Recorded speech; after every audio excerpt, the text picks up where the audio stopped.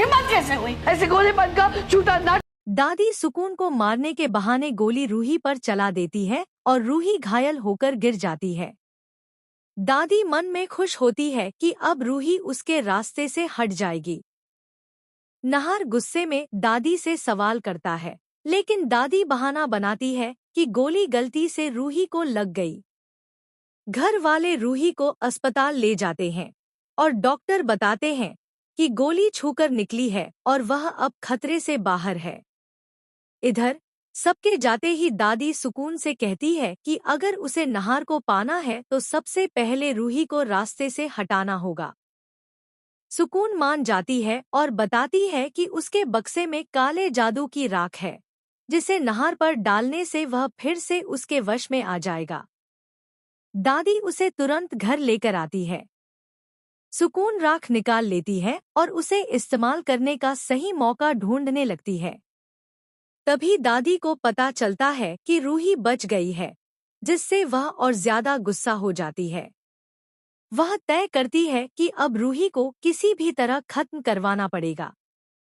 दादी अपने कमरे में क्रोध में सामान तोड़ती है और मन में सोचती है कि सुकून से भी नहार की शादी नहीं होने देगी। बस पहले सुकून रूही को खत्म कर दे, उसके बाद वह बाबा को बुलाकर सुकून का भी अंत करवा देगी। उधर सुकून अपना चेहरा कांच में देखकर गुस्से से पेंटिंग में समा जाती है। नहार रूही को घर लाता है और दादी मासूम बनने का नाटक करती है। नहार उसे समझाता है कि गलती से जो हुआ हो गया, लेकिन अब रूही को आराम चाहिए।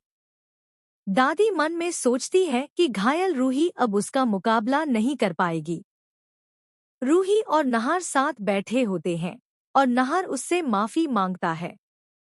रूही बताती है कि वह सुकून के वश में था, इसलिए उसकी हर बात मान रहा था।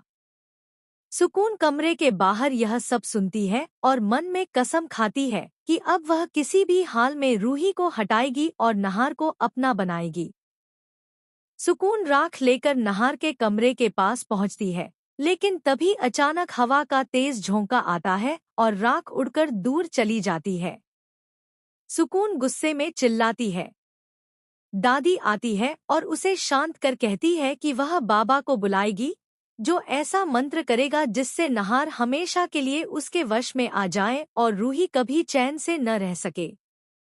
दोनों हंसती हैं। उधर घायल रूही अपने कमरे में आराम कर रही होती है। तभी ठंडी हवा चलती है और खिड़की अपने आप खुल जाती है। वह घबराकर उसे बंद करने जाती है, लेकिन